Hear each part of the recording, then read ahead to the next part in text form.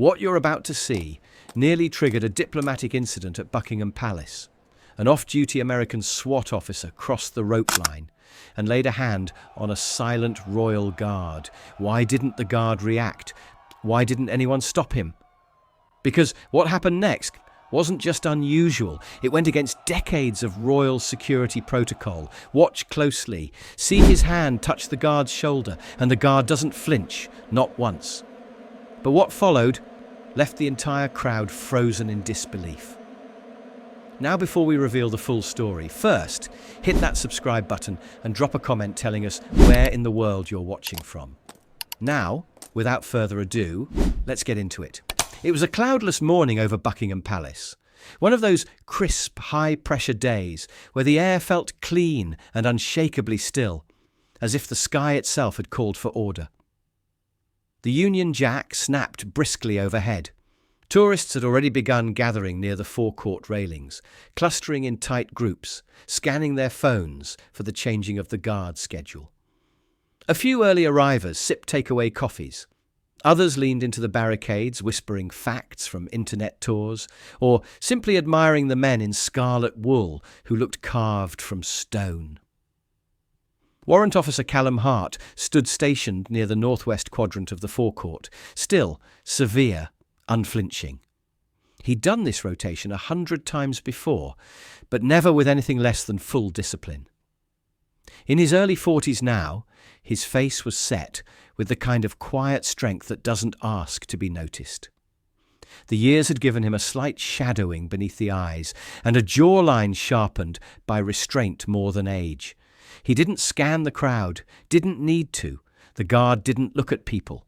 That was the point. Still, his awareness was absolute. Across the forecourt, behind the rope line, stood a man whose posture caught Callum's attention, not through movement, but lack of it. He was tall, thick-necked, wearing dark tactical sunglasses and a buttoned navy jacket, just tight enough to show the outline of a ballistic vest beneath. His arms were crossed, not like a tourist, but like a man trained to clear corners and read windows. Callum had served too long not to recognise the stance. That was a professional. But he wasn't British. At his side, a thick black duffel bag leaned against the railing, unmarked. His eyes weren't wandering like the rest. They were locked on the guards, on Callum specifically. Nearby, a little girl in a green cardigan tugged on her mother's sleeve and pointed toward the guards with wide eyes. "Are they real?" she asked. "They're real, sweetheart," the mother replied, "but they're not allowed to move. Only if something really bad happens." Callum heard it. He always heard more than people thought. Just like he'd heard the slow, deliberate clicking sound a moment ago, metal on stone. A boot shifting too hard against the edge of a paving slab. Not a tourist shuffle, not a stumble. Purposeful. He didn't turn his head, didn't flinch, but he felt it in the air, the kind of tension that precedes thunder, not loud yet, but close. In his peripheral vision, the man with the sunglasses had shifted his weight. One hand rested casually on the rail, the other now on his hip. Callum's breathing remained steady. His chest rose and fell with the exact precision drilled into him during training. But inside, his instincts were already running the math. The man wasn't here for the ceremony, not for the spectacle, and something in his body language spoke not of curiosity but challenge. And if that were true, then something was about to break. The man didn't climb the barrier, not yet. Instead, he stepped back from the rope and began speaking, loudly enough to cut across the low tourist chatter around him. "I don't get it," he said, to no one in particular, gesturing toward the guards with a derisive smirk. "This is what passes for security in the UK." A few tourists nearby glanced at him. Some gave awkward smiles, unsure if he was joking. Others stepped back instinctively. "You put these guys in red coats and bare hats, hand 'em rifles with no ammo and call it protection," he continued. "Where I'm from, that's cosplay." Now people were really watching. Phones started lifting, not covertly but openly. The crowd's mood began to shift. Some laughed nervously. A young couple near the railing stepped to the side, whispering in Spanish. An elderly man frowned but said nothing.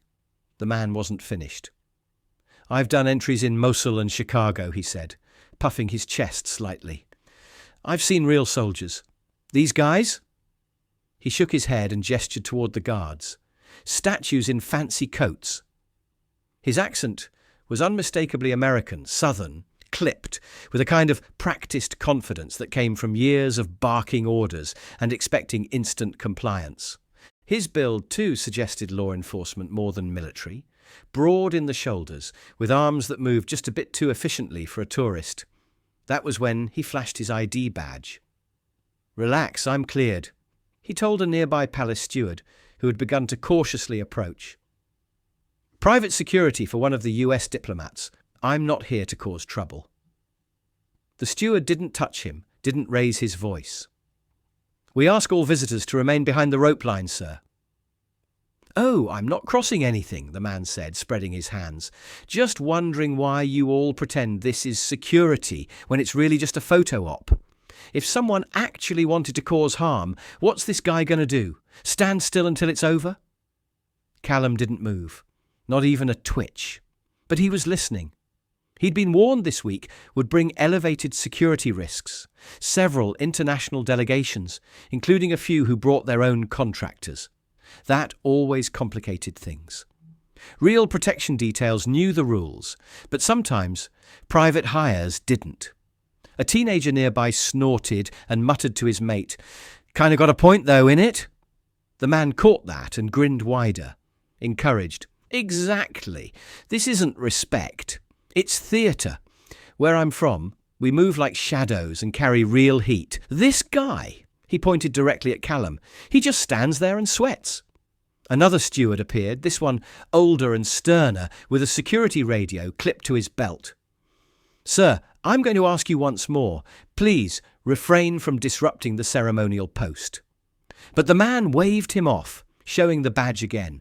"I'm cleared. I'm not threatening anyone." He turned back toward Callum and cupped his hands around his mouth.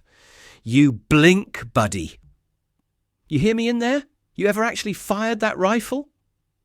Now people were definitely filming. At least 10 phones were pointed toward the scene, recording in vertical frames. Some were smiling, others looked uneasy. A mother pulled her child closer. The little girl from earlier frowned and held tight to her father's leg. Callum stayed motionless. He wasn't just holding still for ceremony anymore. He was holding still because he had been trained to. Because sometimes the most dangerous thing a man can do is talk loud and carry nothing. The American paced a bit now, still just behind the rope line, tossing glances toward the guard, trying to provoke a reaction. "Let me guess," he said. "If I breathe too close, you call your mum? If I shout too loud, you freeze up. Come on, soldier, give us a smile, maybe nod your head." He leaned in slightly closer. "Or maybe you're not allowed to react, isn't that right?" Silence, stillness. And yet, all around them, something was beginning to tighten in the air, a pressure behind the eyes, a hush behind the phones. And then, like something rehearsed, but totally unplanned, he stepped forward. It happened in less than 5 seconds. The man didn't leap the rope. He didn't need to. He took one hard step forward, right to the limit of the barrier, and reached across the rope line. Then he touched the guard. Not a shove, not a strike. Just one firm, open-palmed press against the right shoulder of Warrant Officer Callum Hart. Enough to rock the wool of his tunic. Enough to mark the line between disrespect and violation. The sound it made wasn't loud, but to those watching, it was deafening. The tourists gasped in unison. You could hear it ripple through the crowd like wind through a wheat field. One woman clapped her hand over her mouth. A man in a baseball cap muttered, "No way."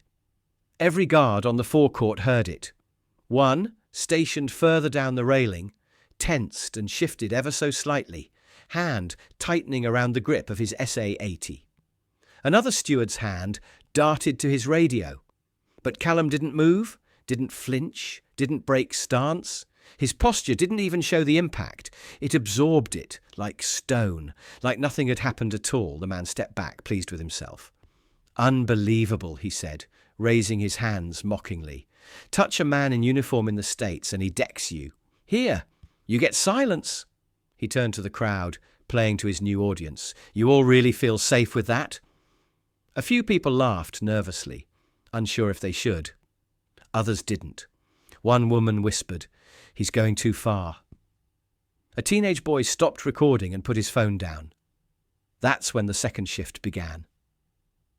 From the far side of the crowd, discreet, quick, and without a word, a man in a dark grey suit moved toward the rope line. No ceremonial uniform, no radio, just calm, alert presence. He approached from the side, not the front, and stopped 2 steps behind the SWAT officer. Then he leaned in, close enough that only the American could hear. He said something short, 2, maybe 3 words. No one else caught them, but they landed like a punch. The American froze. His smirk vanished. The colour drained from his face. Not in fear, but in sudden recognition. He turned his head just enough to glance over his shoulder. His mouth opened slightly as if to respond, but didn't. The man in the grey suit didn't raise his voice. He simply lifted one hand, index finger extended, pointing subtly toward the palace gate. The SWAT officer nodded once. No protest, no retort. He picked up his bag, turned on his heel, and walked. Not marched, not stormed, walked. 2 plainclothes men peeled from the side of the crowd and silently followed. Escort, not arrest, but unmistakable. The tourists didn't cheer, no one clapped, but the silence was heavier now, loaded. Everyone had just seen something, even if they didn't understand it. Power had shifted in the space of a whisper. And the guard hadn't moved an inch. At his post, Callum resumed his stillness. Not that it had ever left, but there was a new quality to it now. A deeper silence. Not just ceremonial, not just disciplined. Chosen. A young boy near the front dropped his crisps and didn't even notice. His eyes were fixed on the red tunic and the man who had just stood through a storm without lifting a finger. And then the crowd parted. A little girl in a green cardigan, the same one from earlier, stepped forward to the rope line and looked up at the guard. Her mother tried to pull her back, whispering urgently, but the girl didn't budge. She raised her hand slowly and gave a tiny salute. It was awkward, childlike. Her fingers were all wrong, but the meaning was crystal clear. Callum didn't respond. Not with movement, not with sound, but just for a fraction of a second his eyes dropped. Just enough to meet hers, just long enough to let her know he'd seen, and in the language of the guards, that was everything. The moment passed like a shadow moving over stone. The tourists stood still, phones lowered, breath held, and then, as if the world had just remembered itself, the palace clock tower struck the hour. The gates closed with their usual weight, quiet but final. Warrant Officer Callum Hart stepped through the archway and into the shaded interior of the North Wing.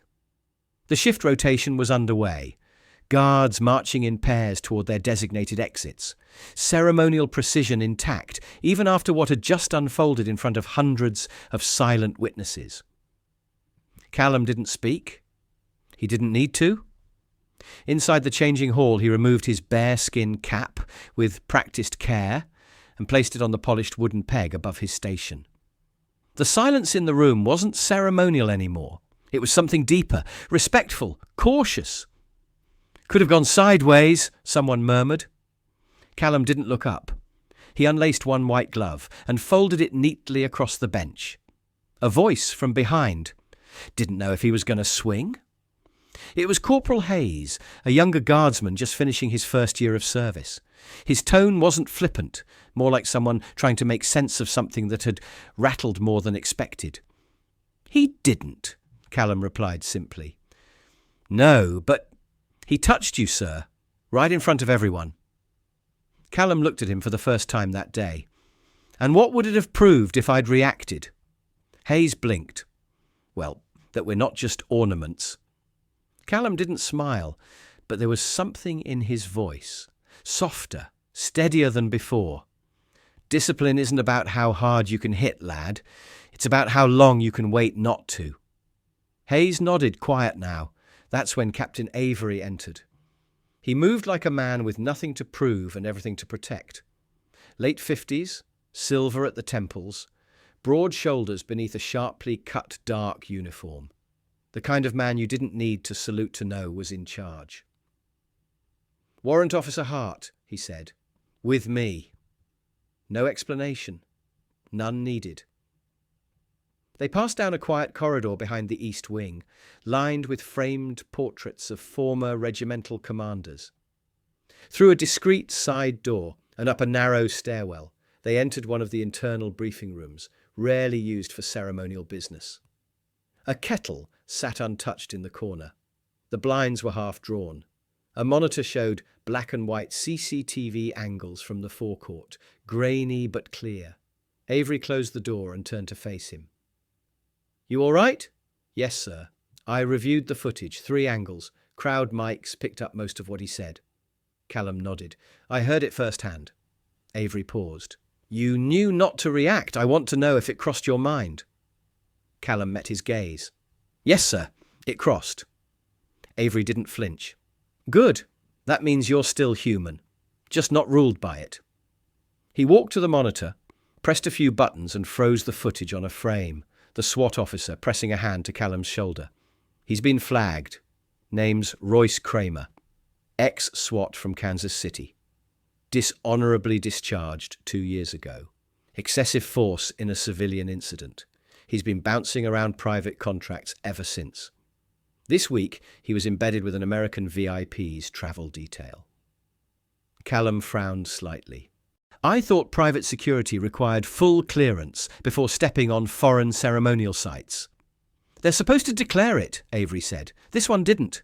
We're already coordinating with diplomatic security. His badge wasn't valid. He had no clearance." "Why wasn't he arrested?" "Because we don't need theatrics," Avery said. "That little whisper he got.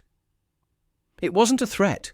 It was a reminder of what room he was standing in, of how many eyes were on him, and of what the response could have been." He sat across from Callum, folding his hands. "I want you to know, you did exactly what we needed today." Callum looked down at his gloves. "I didn't do anything." "That's what made it perfect." Avery leaned forward slightly. "See, we could have swarmed him, tackled him, paraded him out in cuffs, and half the world would have filmed it, cropped it, and turned it into a debate about force, about show, about who started what. But instead," he said, his voice now quiet, "they filmed a man touch you, and you didn't even blink." Callum didn't reply, but the weight in the room was shifting, moving from post-incident review to something more personal.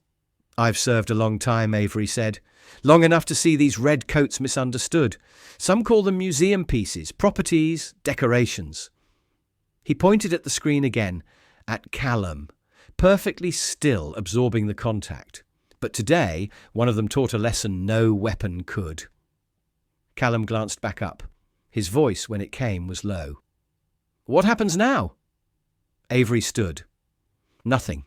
He's on the first flight out. His client's been reassigned protection through official diplomatic channels. And we continue." He turned to the door, then paused. "Oh, one more thing." He opened a folder he'd carried in under his arm and removed a single sheet of paper. It wasn't official. Not yet. Just a typed commendation. No ceremony, no public statement. He slid it across the table. "For conduct under pressure," Avery said, "and for reminding the world that sometimes the loudest answer is no answer at all." Back out in the forecourt, the crowd hadn't moved on as quickly as they usually did. Tour groups that would have filtered away by now remained clustered by the railings. Phones had stopped filming, but hands still hovered near pockets, like people weren't quite ready to let go of what they'd witnessed. What stood out most wasn't excitement. It wasn't laughter or chatter or the usual buzz of social media scrambling to post clips. It was stillness, mirroring the very thing they'd come to mock. A tourist in a bucket hat lowered his phone and muttered he didn't even blink, not once. Beside him, a woman wearing a poppy pin stared ahead, expression unreadable. "He did what he was trained to do," she said softly, "but it felt like something more."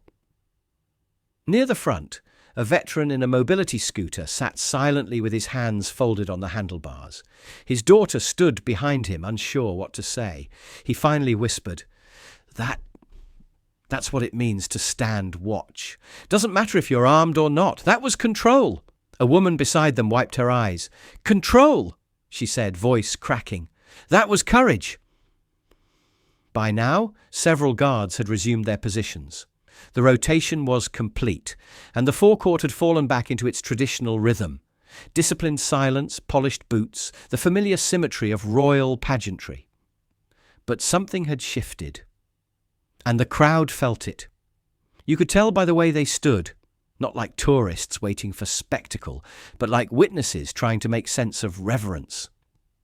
A little girl from earlier, the same one in the green cardigan, stood still at the rope line, this time hand in hand with her father. She was no longer whispering questions. She just looked ahead, her wide eyes fixed on the spot where the SWAT officer had stood. "He was yelling at the soldier," she said quietly. Her father crouched beside her. He wanted to make the soldier angry. "Did it work?" "No," he said, shaking his head. "And that's why everyone's quiet now." The girl looked up at him. Was the guard scared? The father considered. Maybe. But even if he was, he didn't let fear decide what he did next. A few feet away, a group of American exchange students scrolled through their phones. One of them had caught the entire confrontation on video. He played it again, quietly this time. It wasn't the moment of contact that got to them. It was what happened afterward. Or more precisely, what didn't. "That guy tried to bait him, man," one of them said. "Full on shoving a royal guard. That's nuts." "Yeah," and the guard just stood there like completely unfazed. "He won." That line lingered. Simple, unexpected, true. Back near the archway, a man in a royal blue polo whispered to his wife. They didn't even arrest him, just whispered something and off he went. "Power doesn't need to shout," she said. The stillness began to settle deeper now, like fresh snow over stone. And then came something no one had expected. A quiet round of applause. Not from the tourists up front, but from somewhere toward the back. One man, maybe two. Then more, not loud, not chaotic, just grateful. It spread like a ripple in slow motion, measured, deliberate. Some clapped with hands close to their chests, like they were still unsure whether it was allowed. Others simply stood with eyes forward, nodding faintly. No cheering, no whistling, just recognition. Recognition of a man who had taught an entire crowd something without ever speaking. One of the younger guards noticed the shift and glanced just slightly toward Callum's position. The warrant officer hadn't moved. Still eyes forward, still hands perfectly placed on the rifle's grip. Still face locked in that middle distance all guards are trained to find. The horizon between presence and control. But even in stillness, he carried something new now, the weight of having been tested, and the quiet, knowing that he had passed without needing anyone else to say so. The afternoon sun slanted low across Wellington Barracks, turning the stone walls golden as the ceremonial shifts ended for the day. Guards moved with practiced efficiency, tunic hooks unfastened, boots cleaned, bare skins stored. Voices were few, movements economical. Just another day of duty completed, at least on the surface. Warrant Officer Callum Hart sat on a wooden bench in the corner of the locker hall, peeling off his gloves with the same quiet precision he'd used all morning. He hadn't spoken much since the debrief. There was nothing to say. Not really.